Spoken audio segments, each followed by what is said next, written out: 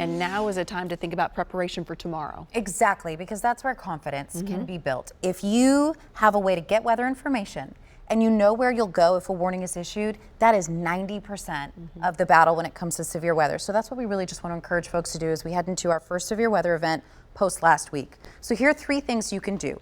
Number 1, secure any loose items around your house. There's going to be some gusty wind tomorrow and they may not be where you left them. Number 2, have a way to get weather information. Hands down, a weather radio is your best bet, but if that's not a reasonable thing for you to accomplish by tomorrow afternoon, there are some other resources. There are a lot of apps available on your phone. There are free weather emergency alerts that are already installed. I'll show you how to turn those on in just a second. Our Storm Shield app, another great resource. I'm going to walk through that for you as well. And then the second key thing is know where you'll go. The best place to shelter in your own home is the lowest, most interior room. So you want to think about the most walls between you and the outside as possible with no windows.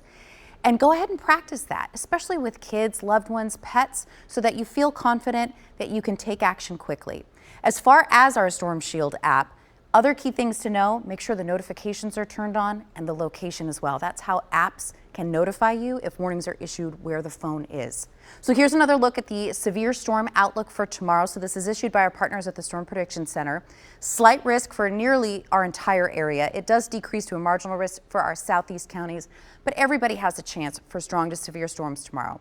Key thing to know is that timing. So it's going to come after lunchtime and in 2 waves. That first wave I mentioned earlier, spotty. There are a lot of folks that won't see a single raindrop with that first one. Don't let that cause a false sense of it being all over for you. That second round is when the cold front comes through, and that'll bring widespread rain opportunities for everyone. Is everyone going to get severe weather tomorrow? No. But a few storms may be on the strong to severe side, and that's why we want you to be prepared for it, for recovery and for folks that are still shaking somewhat from last week. So here's a look at how we expect this to play out. A few spotty showers tonight, not impossible for some patchy fog. And then in the afternoon hours, this is 2 o'clock, it doesn't look like much, but a few spotty storms ahead of that main line. That'll be the theme for the late afternoon. The cold front comes through late at night. So the timing for our northeast counties will be in the 6 to 7 p.m. time frame, closer to Nashville along Interstate 65 between 11 p.m. and midnight. And then it'll clear our eastern counties by 4 to 5 o'clock in the morning, and the rest of your Friday, no more severe weather.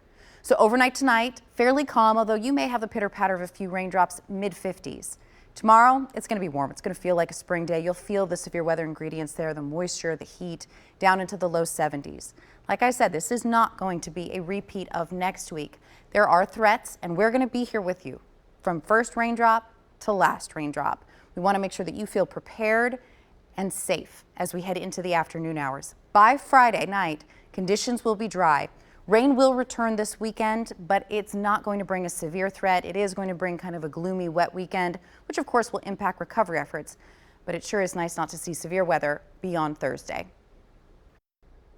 As I mentioned, the first step for success with severe weather is having a way to get the weather information. Now, a weather radio is your best bet, but there are numerous apps that can alert you as well. So one option is the weather emergency alerts that are already installed on your phone. You just need to make sure that they're turned on. So to do that, go to settings, and then under notifications, scroll all the way down back on the bottom of all of your apps, and you'll see your government alerts. This is where you can toggle on and off Amber alerts, as well as emergency alerts and public safety alerts. These are where weather alerts will come through.